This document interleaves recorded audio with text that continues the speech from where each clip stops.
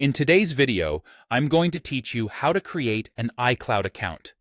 By the end, you'll have a brand new Apple ID that unlocks iCloud, the App Store, and other Apple services, all created right from your computer, whether you're on Windows or Mac.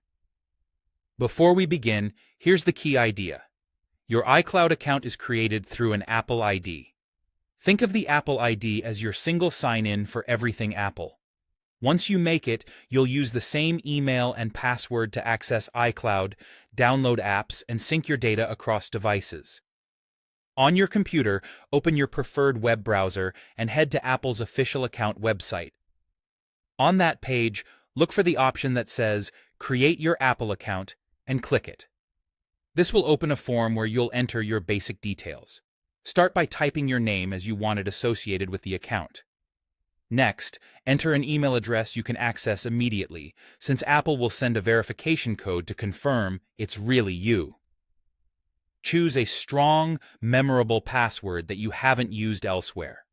It's a good idea to mix letters, numbers, and symbols and to store it in a secure place.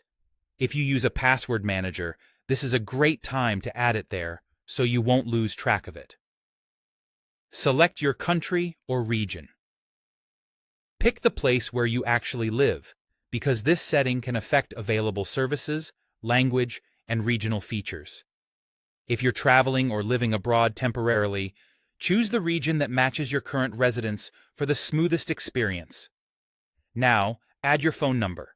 This helps with verification and account security. Enter the full number, including your country code, and choose whether you want to receive a text or a phone call to get your code. Make sure the phone is nearby and can receive messages right now. After you submit the form, check your email inbox for Apple's verification code. If you don't see it within a minute or two, look in your junk or spam folder, then enter the code to confirm. Do the same for your phone number.